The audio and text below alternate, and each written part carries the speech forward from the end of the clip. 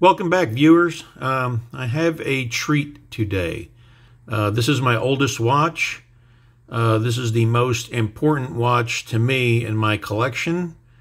This is a 1990 Seiko model 7002-700J. The J model indicates that it's a Japanese version, and it has the Pepsi bezel. The non-J model had a black bezel, I think.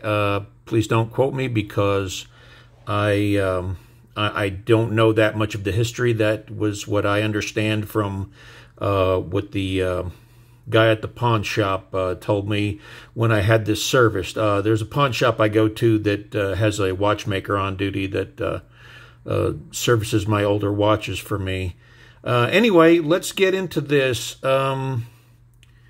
I purchased this in the late spring of 1990 in Saudi Arabia when we were deployed to defend Kuwait in Desert Shield / Desert Storm. You could say I'm the original owner of this watch, but technically I'm not, because we were in a village outside of Riyadh, and a man walked out of the jewelry store who just purchased this watch for $50. He had it for less than 10 minutes. I offered him $75 because we were not allowed to go into the local businesses. He sold it to me. I have had it ever since. Brand new. Bought it off his wrist, and again, I've had this ever since. We have some information here on the back. You see the tsunami, the Seiko, the tsunami wave there. You have the Seiko model 7002-700J scuba divers. So at the time, this was a ISO certified diver. With its age and the service I've had done, would not trust this in the water anymore. I'd trust it to get wet washing my hands, but I wouldn't trust it to go in the water with. Although when I had it serviced, the only parts on this watch that are not original are the O-ring on the case back and the O-ring on the crown tube. Everything else is original. I did not want him to restore it. I didn't want him to polish it. I didn't want a new bezel insert. I did not want a new dial. I did not want a new crystal. I wanted to keep this as it was, with its legitimate age marks. I do have the original strap that it came on. You can see there's some wear from the keeper right there. There's a split here where the buckle was in there. Still has the Seiko tsunami wave embossed in there. Seiko Japan. If I try to put this on and wear it, if I try to bend it, it'll probably, it has a little bit of flexibility, but I have the feeling that it'll just tear apart like a piece of soft coal. Again, it has everything on it as I purchased it off that gentleman's wrist so many years ago, 30 years ago. Okay, this strap I purchased from LongIslandWatch.com. I'm sure anybody who's into watches has heard of LongIslandWatch.com, but this is a brand new reproduction of that strap. It is a genuine Seiko part, and it's pretty much identical, even down to the tsunami wave. There's a few differences in the labeling on the inside of it. I do not like the way this strap feels. I bought this strap brand new because I wanted the option of wearing it as I purchased it. When I got back to the States, I kept it on this strap for probably a year or two, and then one day my wife at the time, her and I were in a mall, and went to one of those little kiosks, and they had this bracelet. So this bracelet's probably 20 627 years old also. Hollow end links, stainless steel, you know, O-type links, has a fold-over safety on the clasp. It's a cheap press clasp. It's not even a Seiko bracelet. It's a cheap aftermarket mall bracelet, which oddly has a diver's extension. But the reason I wear this watch on this bracelet is because it is comfortable. One of the quirky things about it is you have the 22 millimeter end links, but the bracelet itself is only 18 millimeters. And I'm going to pause the video at some point while we're here, and I'm going to put this bracelet on, and I'm going to show you how it wears and how comfortable. Well, I mean, I can tell you how comfortable it is. You obviously can't experience that for yourself. But anyway, let's go through the specs that I have, and then we'll get into swapping the bracelet. And when I swap the bracelet out, I will pause it so you don't have to sit there and wait for me to fumble my way through it. This watch is 42 millimeters in diameter. Now, people who know of the SKX can automatically see that this is nearly, case-wise, identical to the SKX, but there are differences. The movement is different. The movement won't fit without some modification. The crystal is set below the edge of the bezel insert, so that's supposed to protect the crystal. Now, sapphire is a big deal among people collecting watches because it doesn't scratch, because it's so hard. I think that for a legit diver watch, and this is my opinion, do it with it what you will, I think you're better off with a hardlex / mineral crystal than you are with sapphire. The reason being is that the hardlex or mineral may scratch easier, but it is less prone to shattering because the sapphire is more brittle.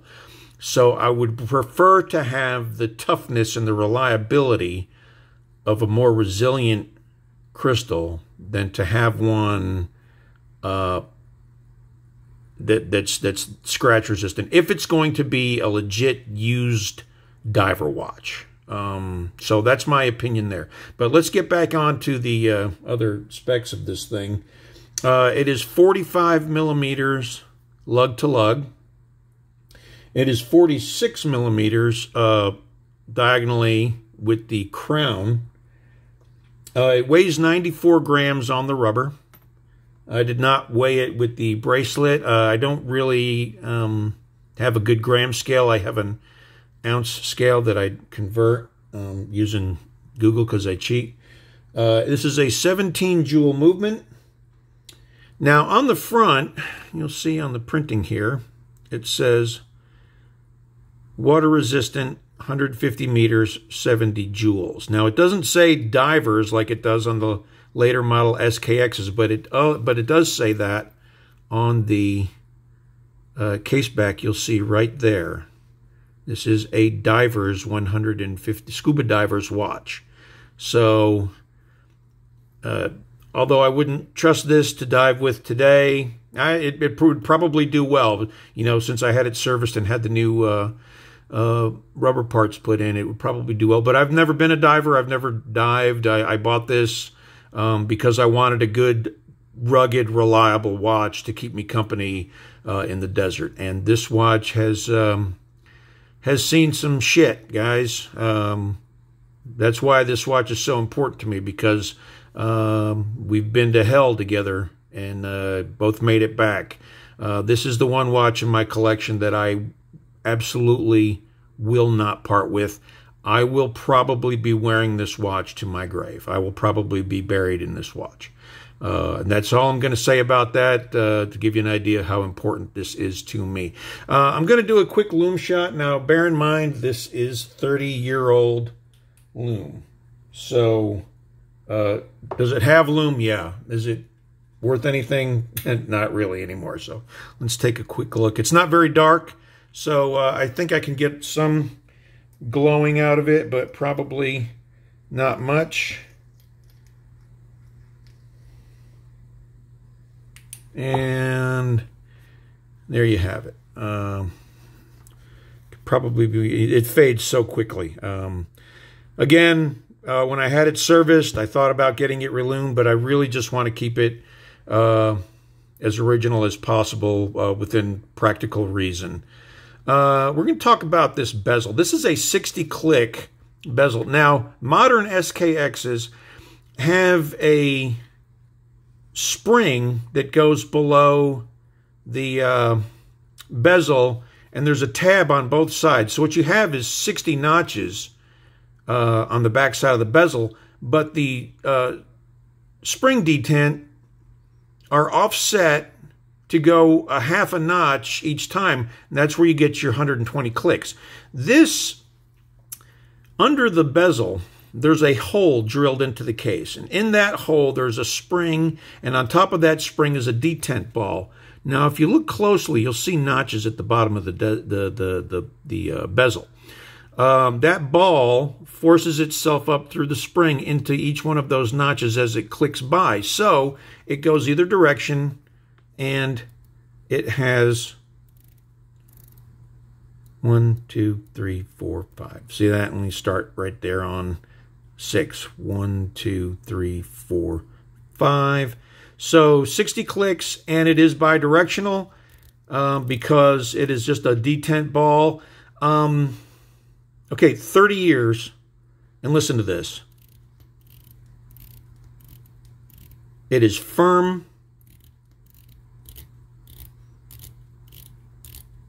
It is secure. It is solid. It is reliable. Why Seiko messed with that, I have no idea. It has to be something with do something with how much more cheaply the modern versions could be made, because that's bulletproof. You're not going to do any better than that as far as reliability. Do you get 2 clicks per second? No. Do you need it? Yeah, that's up to you to decide. This is not hacking, nor is it hand winding. This is motion wind only.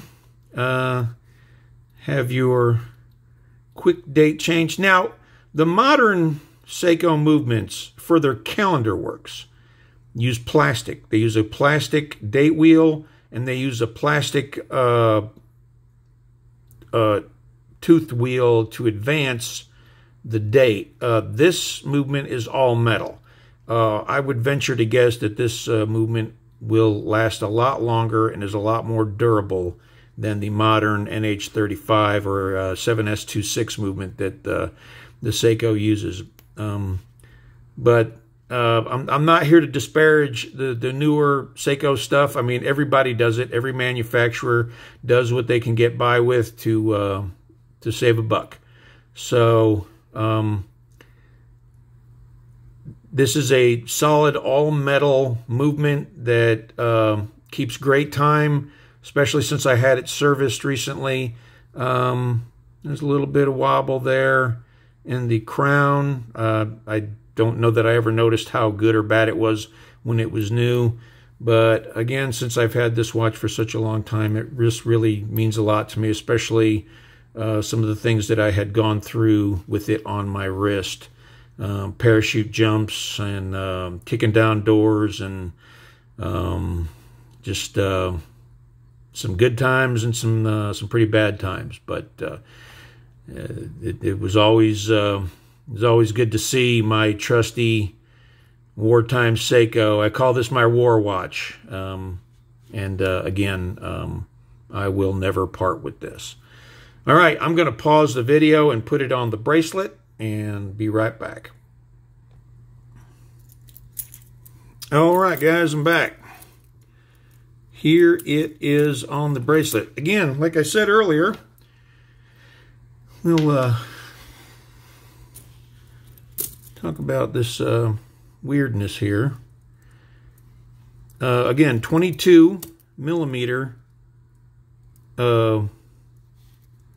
end links, but the bracelet is only 18 millimeters wide. Now, it was a little weird to get used to when I first purchase this and put it on here, but guys, it's comfortable. Get it on my wrist. Now, I don't know, let me back out of here a little bit, if, I'm sure the crown has something to do with it, but that narrow bracelet and the fact that it's kind of cheap and kind of jangly and kind of janky, this is like my most comfortable watch. So I thought I was going to become one of those solid end link snobs because I hadn't worn this watch in a long time. It sat in a drawer, and when I took it out and I was getting to look at it, and you know, I bought the new rubber strap, and then I, you know, and put the bracelet back on it. Man, it's just so comfortable. And I don't care that it was cheap. I don't care that it has hollow end links.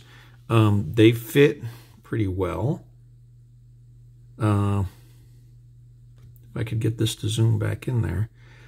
They fit reasonably well for an aftermarket bracelet that I bought in a cheesy-ass mall in Tennessee. And again, it has the, you know, I'm not a diver. Never been a diver. Always kind of hoped I would be one day, but it never came to fruition. But, I mean, like I said, it's even got this diver's extension, and it's not going to do me any good. Unless, I guess, I wear the watch in the wintertime and I wear it over a sweater or something outside. But other than the fact that this is my favorite watch because of the sentimental meaning that it has, it's also my most comfortable watch. This wears more comfortably than watches that have leather. And, you know, good broke-in leather. It's just, it just disappears on my wrist. I mean, you can feel the weight of it. It's substantial. It's probably, I would guess, you know, if this thing weighs 95 grams on the, or 94 grams on the rubber, it probably doesn't weigh any more than 130 grams on that bracelet. But you can feel the weight of the head of the watch, and it's just so comfortable. And I know I've said that too many times already, but I love it. And I guess that's really all I'm going to say about this today. I just wanted to share this with you, even though this isn't like a real watch review. This is just me sharing something that's I have in my collection that's special to me. And if you guys have a watch like that has special meaning to you, please talk about it down in the comments. Thanks again for watching. Thanks again for the subscribers and the likes and the thumbs up. You guys are great. Until the next video. Oh yeah, I got a special one coming. I ordered a Merkur FOD chronograph with the Seagull ST, I believe 1901 movement in it. So that's on its way, but it'd probably be 8 or 10 weeks before I get it. But until then, until the next video, thanks again for being here, and adios.